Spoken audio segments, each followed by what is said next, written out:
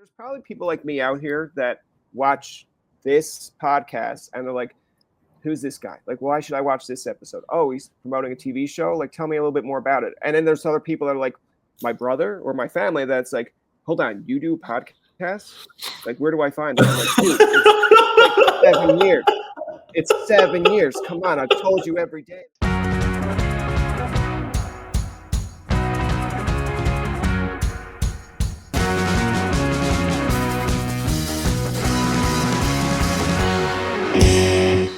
I want to ask you, like, before we even get into, kind of your acting, your accolades, this TV show, all that. I'm a big, I guess, advocate or supporter of mental health. Like here in Canada, we had Bell Let's Talk Day. Now, some people like Bell Let's Talk Day. Some people kind of look at it and be like, "Oh, it's only one day we're talking about mental health."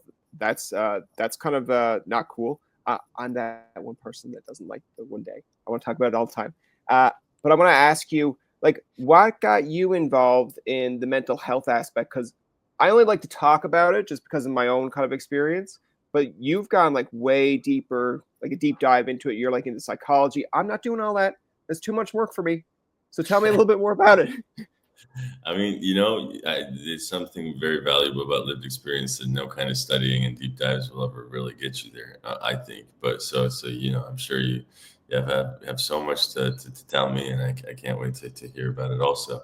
I was just, what got me into mental health, I guess, was just kind of like, I was quite weird because my early years in childhood, I was in like 10 schools in 4 different countries. And I was kind of I saw people from all over the world very quickly. Like, I was in Switzerland, I was in Iran. I went to like different, like, even schools with different like education programs, but also like different like religious backgrounds or like cultural backgrounds. So I met people from all over the world. And one of the things that would happen is, maybe because I was a new kid, people would always come to me and they would like tell a bunch of stuff to me about what was going on with their like home life, or like something that happened in their little relationship situation. And I would just take it in. But some of them were quite tragic, and some of them were quite alarming.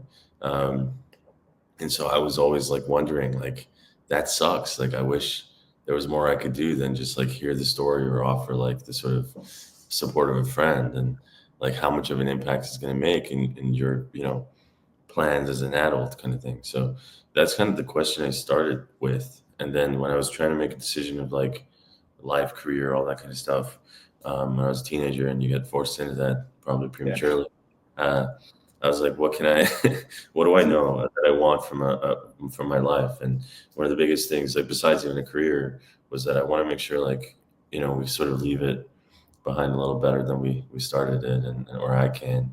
And sort of, I'm always a meaning seeker in that sense. And so for me, it was like, oh, well, all these kids and teenagers, if there was a way to like hold their hand and offer them type of support that, like, sometimes it's really hard to get, especially if like parents are the direct source of like some of the struggles they have, like all the stigma that's around it, and also like parents who don't want to like take their kid and put like the stigma of, oh, like my kid is a problem, or maybe it's on me, or it's blaming themselves, and so on and so forth.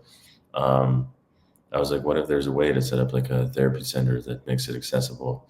And it's a dream, and I'm still sort of in progress. I'm very young in the process of it. I mean, it started there, and then I just kind of, we talk about deep dive, and I guess it can never get deep enough, because to try and like solve the mental health issue globally is quite a task. And like, sure, I studied psychology. Like, I studied a master's in mental health, and in London, I was working with people with psychosis. I've worked with people who were contemplating suicide. People who had, learning disabilities of all sorts, or 2 years pretty intensively with autism, very up close and personal. And I guess like the more I actually dived in, the more I realized how complicated it is, and to make any impactful work. And and also, like, when you read about it, you also realize the depth of complexity of the inner world that can't exist. Because I did a second master's in like Okay. psychodynamics, human development, like developmental psychology essentially, like plus like utilizing like the early psychoanalyst work, like the what is it called, Carl Jung was a big I was a big fan of him, but also like Melanie Klein, Winnicott, the people who really talk about the early days of the baby and the first 5 years and even in the womb and effective life on those early stages. That was pretty impactful. I watched like a newborn baby for 2 years with their parent interacting once a week. I want to ask you because, like, when you're saying from like the birth of a baby to like 2 years old, like how do you? I'm assuming it's like a close friend because I just don't imagine you showing up every week and be like, Reza here, just checking in on the baby, just seeing how he's developing. They're just like, get out, like come on, leave us alone. You had to like kind of know the person a little No, bit, or just be like, no, that's a very good question. That's actually a very strange experience that I had in my yeah, life, but it's actually a big part of because I was, before acting, I was actually planning to like obviously lean very into the sort of therapist domain. So I was training to become like a counseling psychologist or a psychotherapist, uh, you know, and so for me, well, the trainings that were the most rigorous started at the developmental level, and these what do you call it? They call it infant observation, and it's actually okay. part of a lot of these I call them programs. So drop-ins. I call them yeah, but it's drop-ins. Yeah. basically like very regulated. So you actually like sign up, and it's meant to be with people that are not your friend, which makes your situation Oh, even more awkward and okay. strange. Yeah. But you've got to basically like through like second or tertiary connections or advertisements try and find a group of parents who have the willingness and generosity to have their kid be observed for 1 hour a week for 2 years by a stranger Okay. since the moment of birth. And it's actually a very generous and tender experience, and I always owe it to those parents who let that happen, and the family that allowed me to observe. Yeah, it's a very unique experience. Yeah. No, for sure. Like I kind of find it interesting because when you come across the path and you said you're a teenager and you're trying to figure out where you want to go in life, it's like Uh-huh. to kind of bring it like into my realm and then tie it back into yours because you're the guest. But some people like, oh, like I want to hear him talk too. But I do. when I I want to was hear you talk to. when I was in like junior high, I was at the crossroads of like here's my big brain, but like some people like, oh, of course you thought you're so huge, but it's like I wanted to go on SNL. I wanted to be like an actor to be on like SNL and like just a cast member because I loved SNL when I was younger. And I was like, all right, so like here's my career path. I'm gonna be on SNL. I'm gonna be like the first Newfoundlander on SNL, and then I'll be like a comedian. But like people will be like, oh well, all these famous comedians come from SNL, and I'll be like, yeah, I'm set. I'm set for life. Now, little little did I know it wasn't as simple as like, hey mom, do you want to come down to New York? Let's go down to New York and like we'll take an SNL. I'll go talk to Lauren. We'll figure it all out. Lauren's Canadian. He'll love me. I'm from Newfoundland. Like it's gonna work. And it didn't. Like it just wasn't like I eventually you start to realize like, oh, like these people have to have talent. They just don't walk into Lauren Michaels' office and be like, hey, I'm casting today. It's like, no, like they go out to find them through like little improv sessions, other things that they're doing. I'm like, damn, I'm like, I might have to think about this a little bit more. I might have to move to Chicago, might have to go here, but I'm like, okay. And then eventually it just dawned on me that I'm just like, maybe no, maybe not my career choice. And then you kind of feel like a little bit deflated because you're like, this was my whole goal. But then when you go out and like do some research, like Jim Carrey tried out, Kevin Hart tried out, like Stephen Yeah. Colbert, and they didn't make it. I'm like, all right, I still got a shot at this. I still got a shot at being like, pretty good at famous. And then eventually I was just like, I like Canada. I like, just waking up every day and not having to worry about like, going to school and phoning my mom and being like, yeah, today's not the day, mom. Like someone actively is around here. Like, and I'm like, no, I'm good. Like the worst I get in Canada is, hey, you didn't give me a Timbit. And I'm just like, really?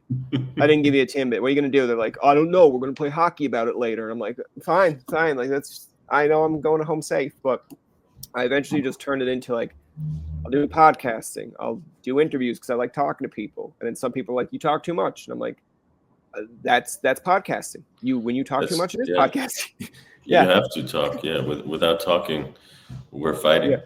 So But like when I have friends that come up to me and talk about their mental health, like I'm not saying I don't care. Like I've got my own stuff on the go too, but it's like I have like I think most people do they have that like bridge or gap where it's like, I heard your story. I heard your story. I heard your story.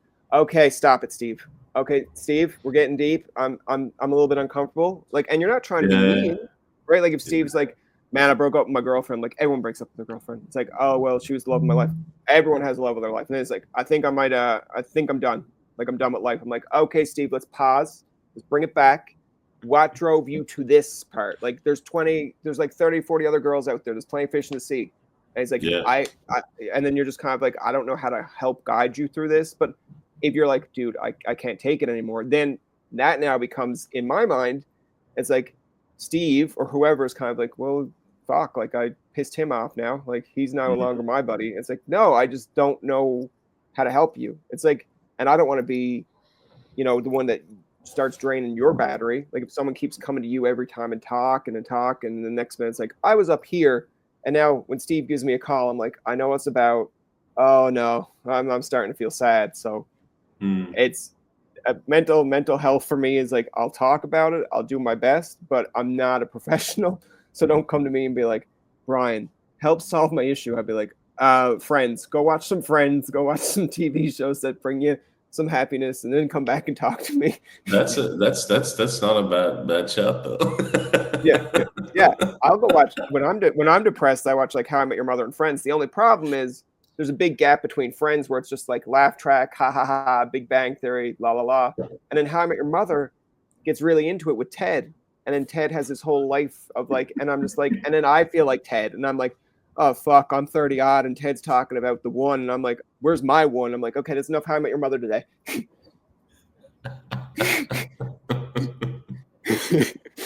Yeah, you guys. Sometimes you're just like my favorite show was not my favorite show. I want Mhm. to ask you, like, going from, I guess, go from your master degrees into mental health. How does that translate into you getting into acting? Because like I didn't go from trying to be on SNL into podcasting. Like that seems like okay, that seems entertainment. I didn't go from like I want to be on SNL to scuba diving. You know what I mean? Yeah, exactly. Which I did. No, I Yeah. Oh, didn't. you did? Oh, okay. But Cool. no, Good. I'm a scoop. No, How was it? I don't know. How was the journey of going from psychology to acting? It's interesting. It was very weird. It was very, in retrospect, it seemed very much like a grand plan. But when I was doing it, it seemed like the craziest thing that one could ever do. And, you're about to ruin your entire system of life. So it was kind of both. I guess, when I was studying psychology, I found I read I was a big reader and I read these amazing books, and one of them was this book called The Mastery by Robert Greene, who would talk about like in your 20s you're meant to kind of go on these apprenticeship programs and do these like 10,000 hours of work and try to uh, lean with your heart towards the things that you're drawn to. So Okay. I said, fine, I'm going to do that. And I really loved playing tennis and I loved acting, even though I also loved, I was in my psychology course. So I spent a lot of the time, almost every evening, I'd be in like acting classes with a very amazing acting coach that I had in London, doing like all sorts of stuff, very rigorous, and also playing tennis. Which probably contributes to the acting too somehow because there's a lot of back and forths.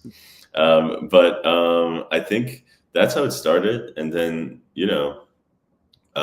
for like 3 4 years I was doing psychology. Then I actually went to med school to go and become a psychiatrist. So there's another curveball in the middle of the story where I was in Yeah. med school, and over there.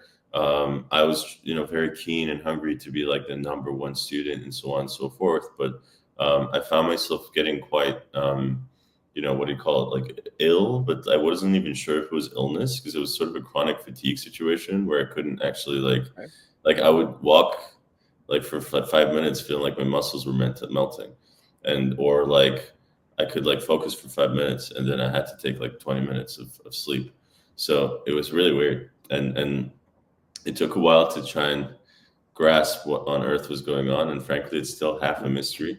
But it started like that, and then it obviously like it was affecting my grades and my work and everything, and And then in second year and third year, it kind of got worse to the point that I was like, oh shoot, I'm losing everything. And then, you know, it also got into my gut. So I'm like getting a big, Okay. you know, reaction where I was getting like bleedings and all sorts. And I'm getting into the deep and messy since you asked for it. But Yeah. This is the part where it's, you're now Steve, and I'm just like, Steve, go watch How I Met Your Mother, man. This conversation's getting I deep. know. Go, So go, go.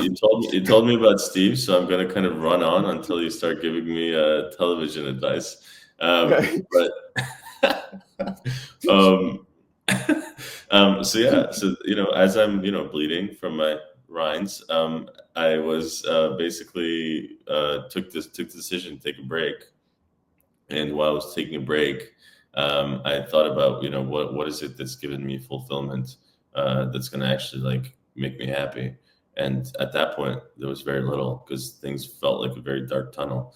And that's when I was doing an Edinburgh show for a festival, and basically I realized this is where I feel the most fulfilled. And then I got to see a bunch of art from across the world and a lot of amazing physical theater. And I was like, wow, like art can really be moving and impactful. And in some sense, like without the barrier of language or even the barrier of like science and like all that stuff, it hits you at a deeper level that, you know, it can mobilize you to change more than maybe a scientific article or book or something.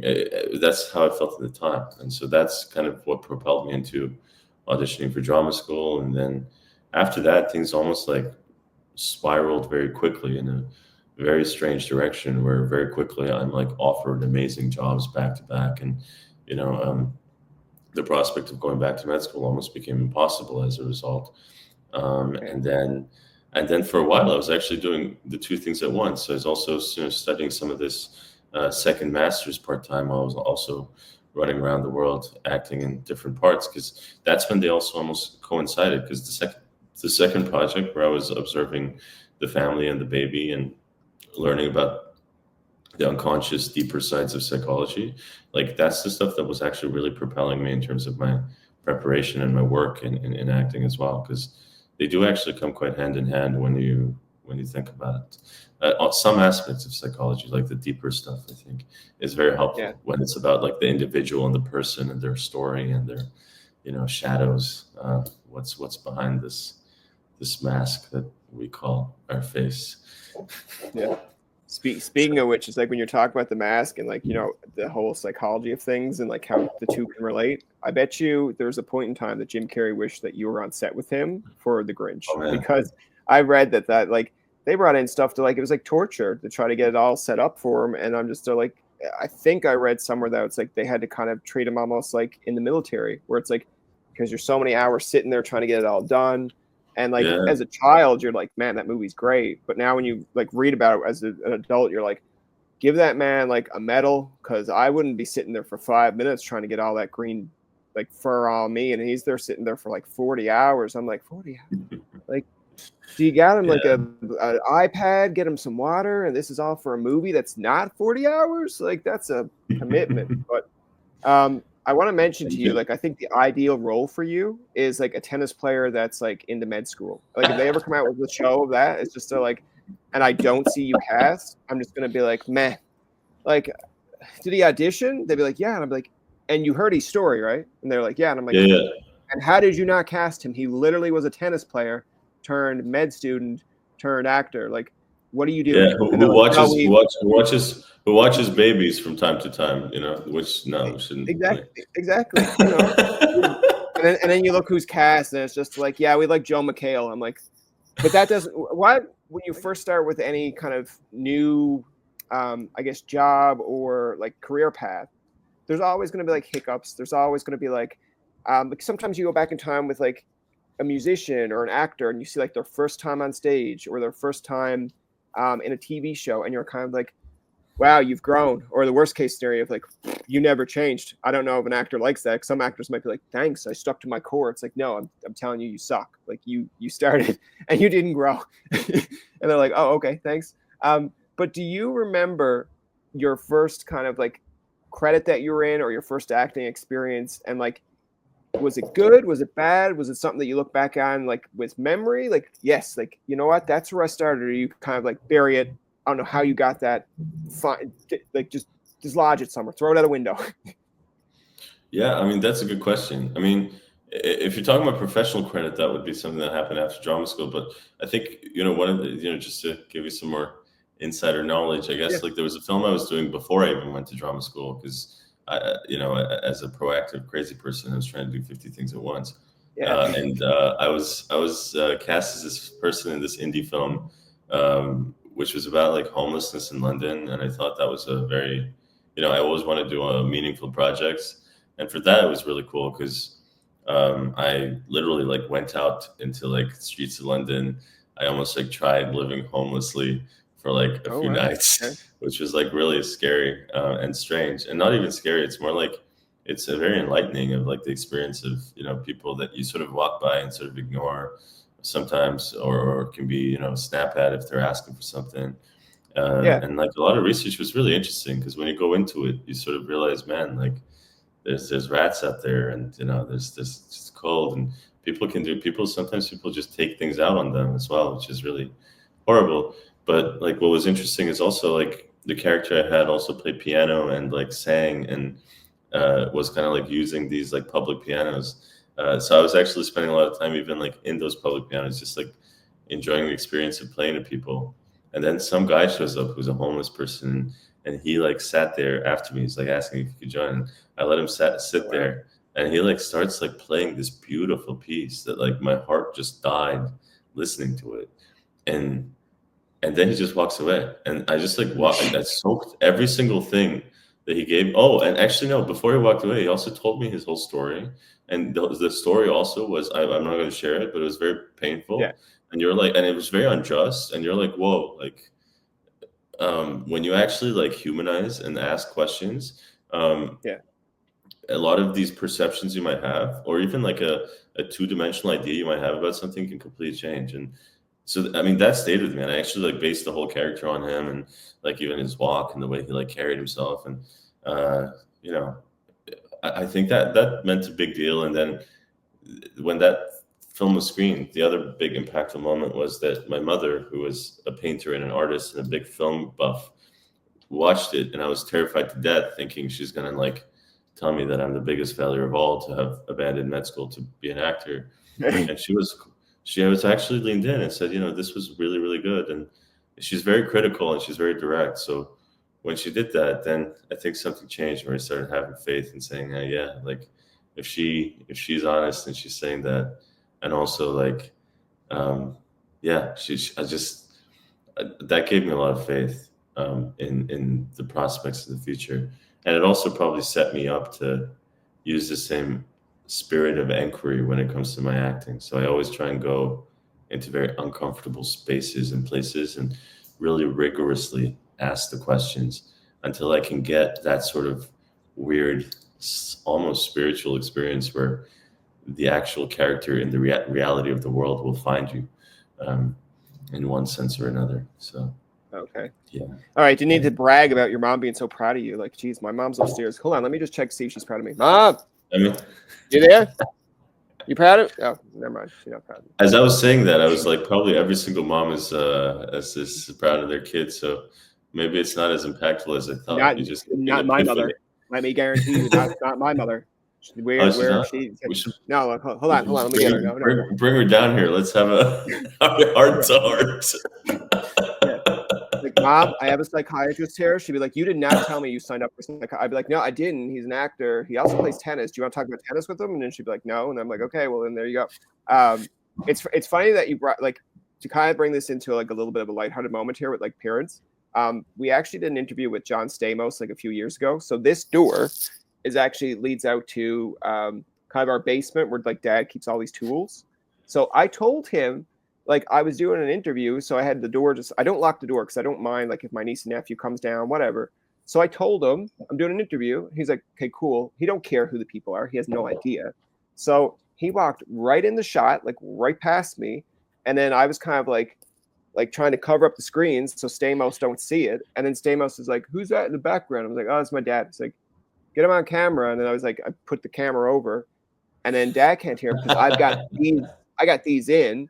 So he's starting to talk, and I'm like trying to be like very nice to Stamos and being like, "Hey, like John, like he can't hear you, but I can relay the message." And then Dad goes, so he can hear, like the guy can hear him talk, right? So Dad goes, "I don't have my teeth in," and then I was like, I was like, I was like, "This is great."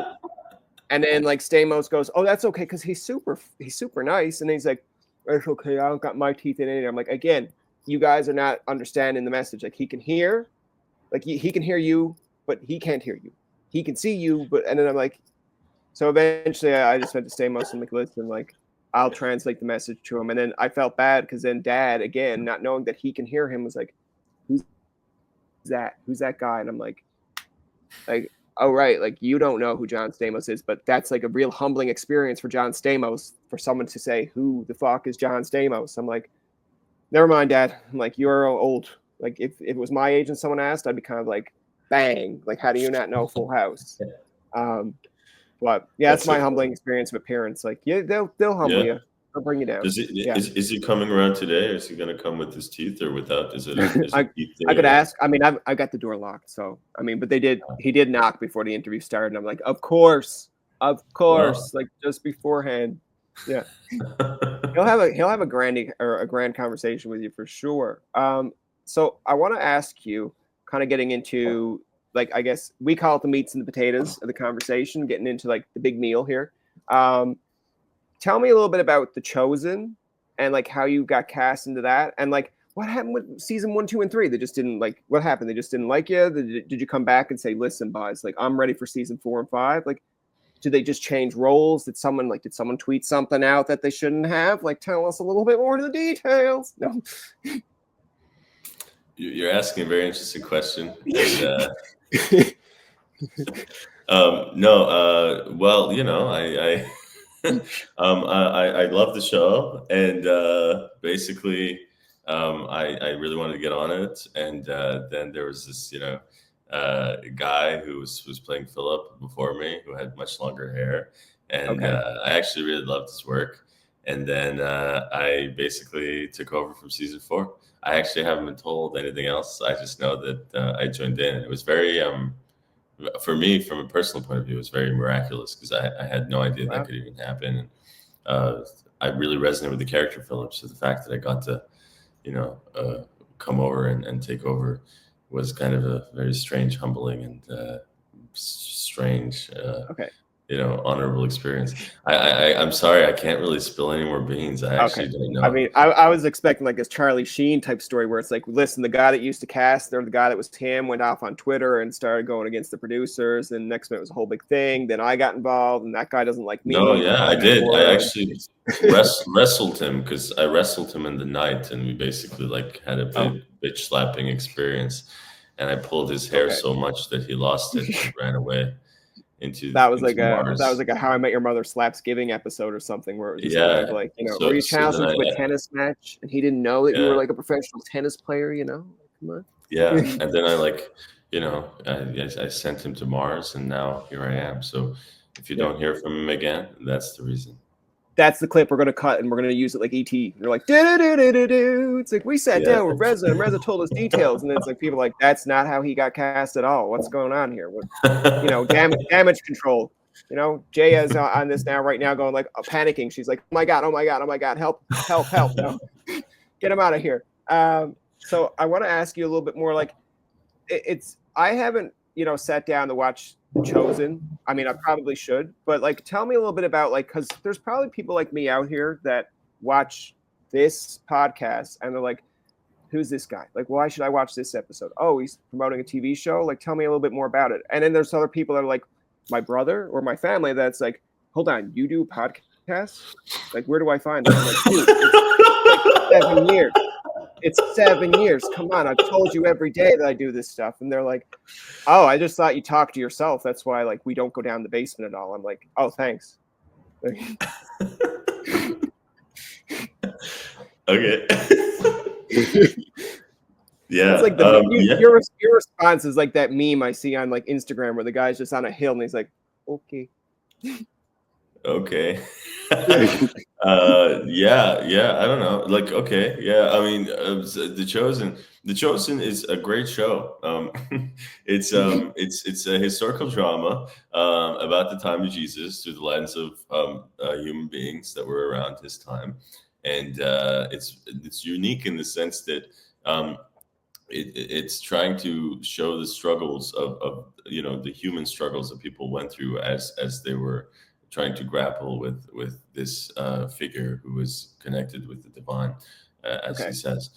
So what's interesting about that is if a lot of it kind of, I would say, to me, is sort of translatable to a lot of the personal struggles that we have today in the world, because history is kind of weird in that sense that it repeats itself and people kind of never learn from it because we don't spend enough time reading it because we're much more busy doing stupid things, and or important things. And so I think what ends up, what I love about it is that there's scenes there that obviously is in a far different time and might seem quite distant, but in Yeah. some sense that they have very applicable and practical lessons in there about simple things like how to deal with differences or deal with arguments and issues you have with like bros, or how to deal with like your issues in relationships that you might have, or mistrust, or how to apologize. And so it starts from even like simple things like that, which we all presume that we know, but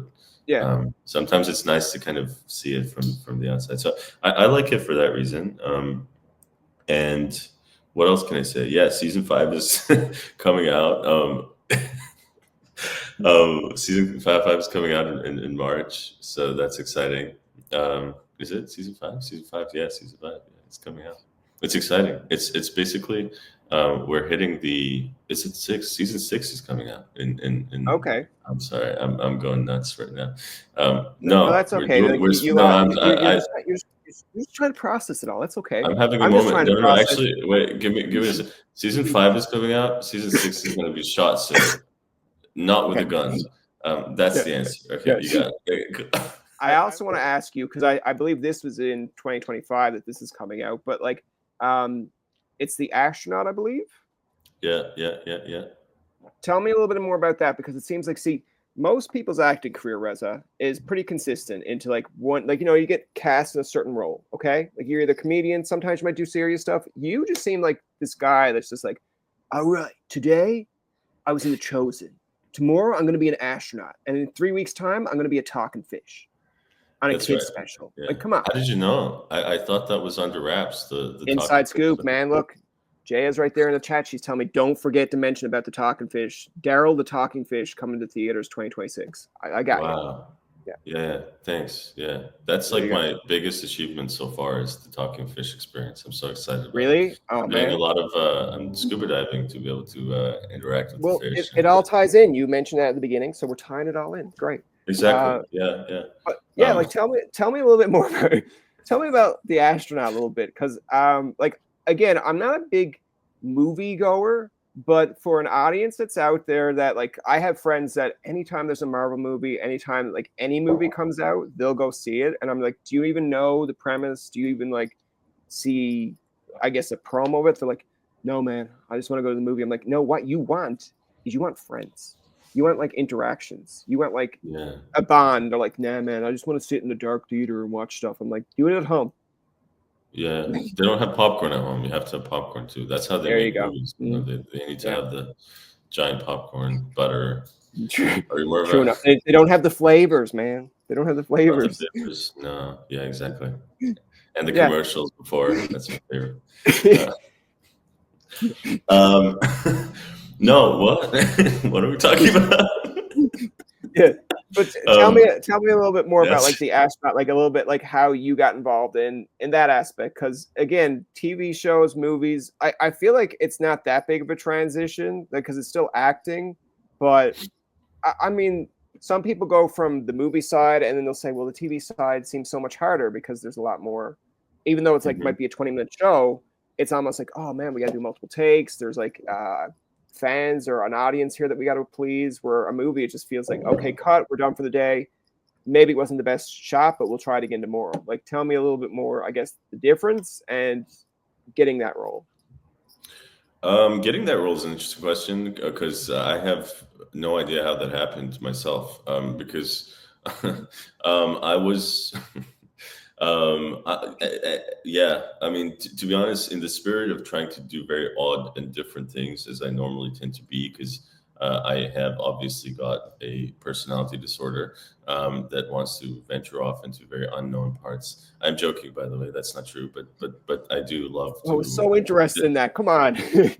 discover. I'm like the split. No, so basically, um, yeah, I think maybe because of my like life experience, I'm always interested in going to like very different territories, even in my acting. And the actors like love the most, like Johnny Depp's and Okay. even like Oscar Isaac, they tend to like try and like transform and dip their toe in different like genres per se.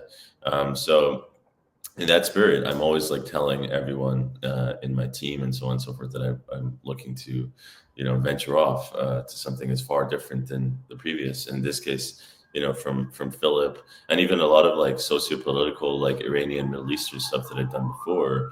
I wanted to kind of venture off into something that was more like everyman, and maybe got me involved in like a new world and a new skill or a new part, that like a new journey, essentially. So the way that this one came was very weird because I was actually in conversation with a casting director, a friend of mine, who actually cast me a different film, Persian version, Okay. and we were just having this little walk around this park, and I was telling her about my relationship struggles, and then and crying, and then she's like, "Oh, like you sound so mature, and it's a sucky world." But she's like, you seem to have a very old soul. And then suddenly she's like, oh, like there's this character that I'm casting that's meant to be 50 years old, but like somehow you seem to have the sort of old soul that matches it. So I don't care, and I'm gonna go tell the team that they're gonna have to consider you. And she sort of like weirdly, I mean, the whole team were amazing, but Oh, wow. they offered it to me, and the character was meant to be a NASA, the head of NASA. So suddenly it was like big shoes to fill. And very little time to prepare because it all came very last minute while I'm having relationship struggles, and and and so I said goodbye to love, and then instead I ended up in the library, and I basically went and told like the librarian, like, can you please give me like every single book that you have on like aerospace, like physics, NASA, like all of it. Yeah. And so the next like several weeks and month ahead was me aggressively becoming a different person, where I'm sitting and educating myself on all things cool and Okay. space and rockets and all of that. Because yeah, it was quite a new thing. I've always wanted to learn about that stuff, and it was a blessing to do that. And yeah, working with like Kate Mara was absolutely amazing, and the whole team were amazing. So I'm very excited about that. And yeah, it was a lovely It's time. my Yeah. takeaway from that story is like, so guys, if you're out there and you're going through any like, breakup, go talk about Share it, it. cry a little Yeah, bit, and you might get cast in a movie. yeah, Imagine yeah. if you just Share had to go in it. and say like, imagine if you had to just go in and say like, listen, man, I'm fine. I just went through a breakup, but I'm okay. They're like, okay, Yeah, like yeah. I had You've got to a cry. movie here. I You had a have to movie here cry. for him. Yeah, yeah. Yeah, I had a Always make movie I was sure gonna cast him in, but he's doing okay. Like, you don't need that. Like, just like scribble up the paper, like he's doing okay. You don't need that. exactly. Always bleed as much as you can with your heart, and let things come to you. Yeah, bleed on people, right? See how that Yeah, works. not physically. That's a bit Yeah, too far. But Reza, I have yeah. 3 random questions here. I got a random question generator. It's off to the side, so no one can try to say like, "Oh, you didn't do that on purpose," like whatever. So the first random question here is, it's kind of interesting that it's not this with random one, but like, do you remember the worst date you were ever on?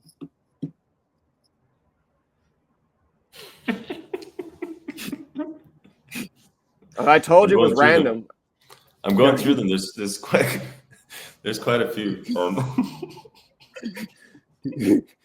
Yeah, the next day there's going to be like a mental health post where it's like, if you ever go on Tobin's podcast, don't let him drill you on your past. Don't let them drill you on your like relationships. Yeah, I remember it. I remember it, but I do remember it. Yeah. You don't. That's I mean, you don't have to get into. You don't have to get into detail if you're not like if you're not comfortable with it. It's like again, no, I'm I not. can I I'm can get not. into it. Yeah. I'll tell you. I mean, it's not. It was just I can't get too much into detail. What was interesting. Yeah. It's just like we're getting into it. So like halfway through the date, it seems like I'm like madly in love, and this person's like the person of my life, and we were like super into it. And then like in the middle of it, like she asked me one question. I'm not gonna say what it was, but I was just like Just I had a little bit of dead disagreement.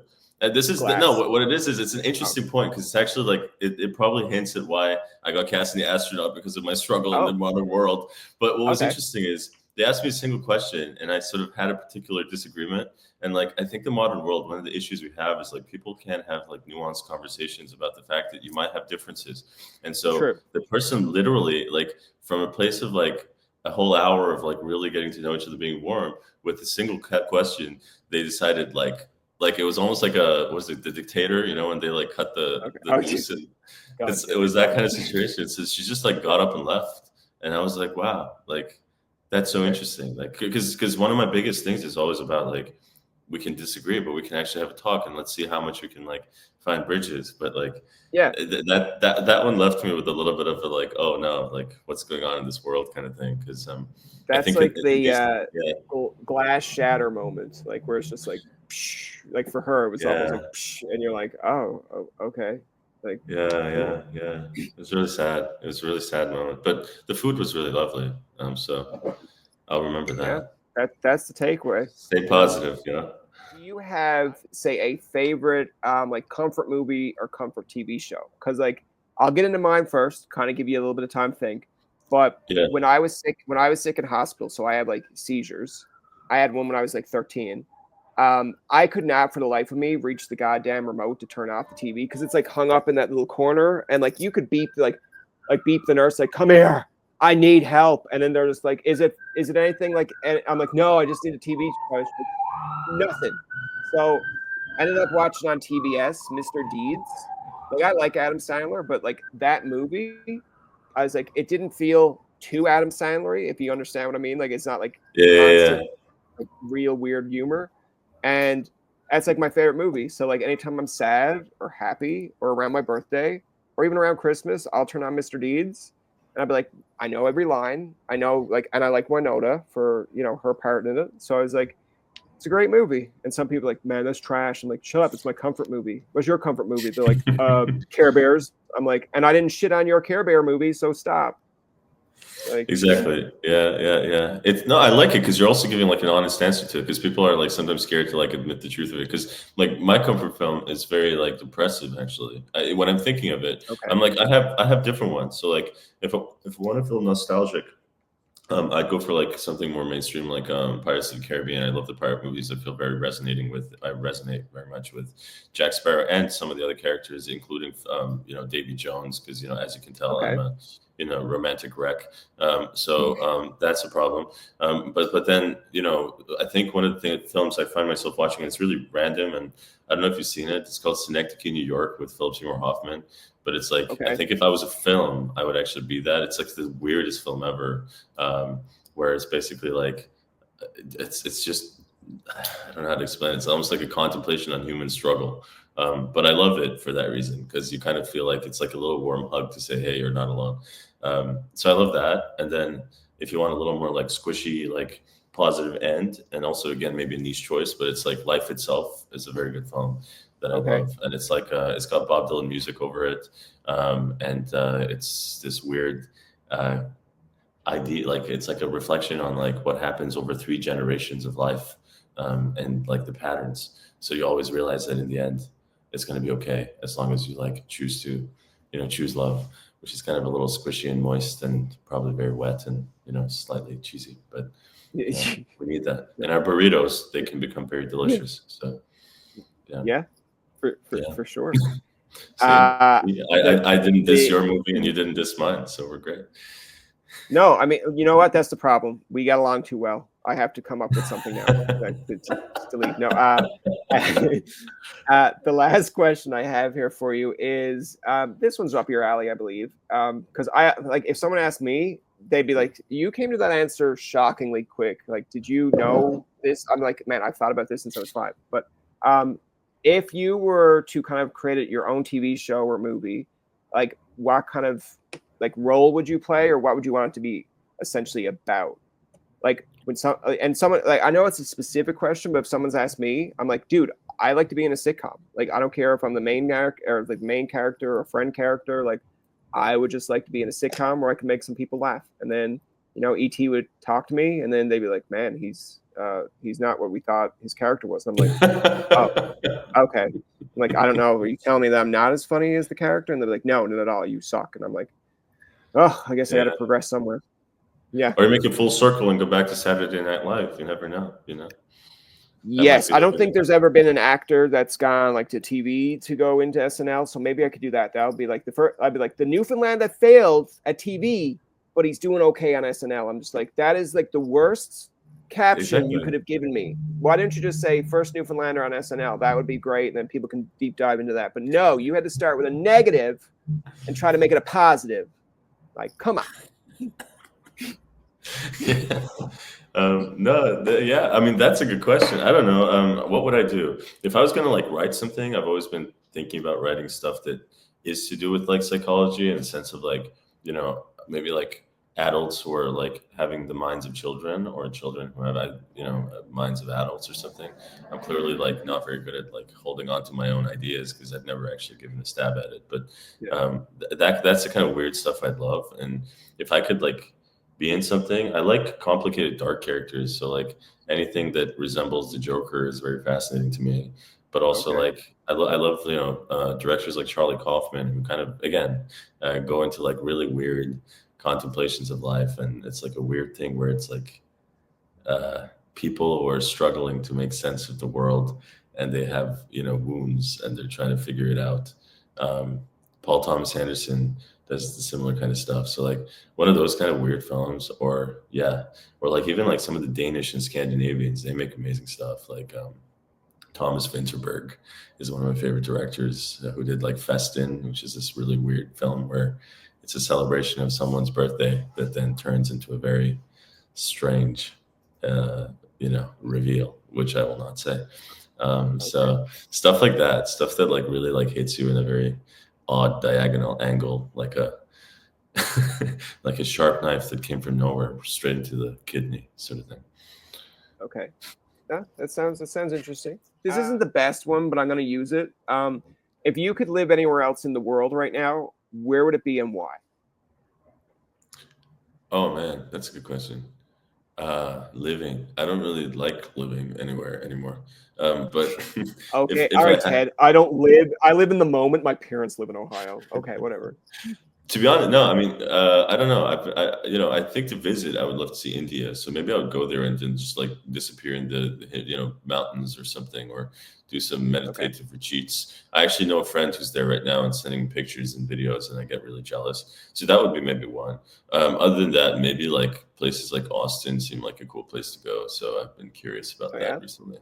I have no idea why. It was like a premonition from the heavens. So I think for me, I think I'd like to be, and not because there's ties here, but I'd like to see London, just because, and it's not because like friends make it's not because it's like, well, you're there. Like now, I definitely changed my answer. No, it's like when you're a fan of like late night TV, like I grew up watching Conan, Craig Ferguson, and like that in Newfoundland, when they were having this whole debacle about the Tonight Show, and it's like the Tonight Show is not the Tonight Show unless it's on 11:30. I'm like, guys, the Tonight Show in Newfoundland comes on at 1 a.m.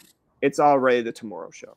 So like I was like really confused, but I like it. Like I that's how I got my news. That's how I like got into comedy.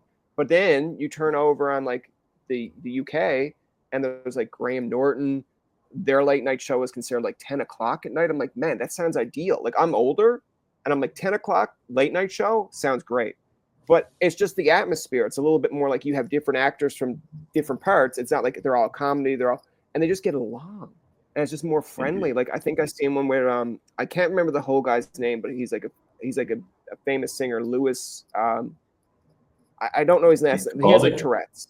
Yeah. And like he was sitting there, and the guy was like, dude, you haven't even put out an album yet, and you sold that. Like you've got to sell out. And he's like, It's just the pure sex appeal. And I'm just still like, this guy's great. Like, he's just so funny. And Jim Carrey's there sitting there with another serious actor, and they're all laughing. I'm like, this just sounds like a fun time. Like, I love it. Yeah. So I'd like to go over.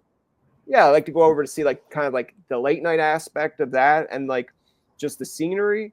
But my mom was just like, you wouldn't spend a day over there looking at scenes. I'm like, you're probably right. I'd spend like two days over there, and it's just like, get me to every late night show, get me to like any TV taping. I just want to see like how you do comedy, like even Mrs. Brown's Boys. Like that's, I think, is kind of funny because, you know, it's a TV show, but then even when they fuck up on their lines, they just keep going. It's on the TV show itself. And I'm like, we would never do that over this way. We've tried it, but I think our audience is kind of like, did someone forget to cut that? I'm like, no, they put that in so you could love the idea that this is what, and I'm like, forget it.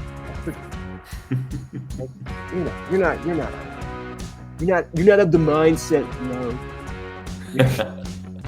Well, that's going to do it for this week's episode of Tobin Tonight. Our thanks to our guests for coming on to the show. Remember, you can find past, present, and future episodes on TobinTonight.com. Follow and like us on our socials, and don't forget to subscribe. This is Tobin saying thank you, Jacob, and good night.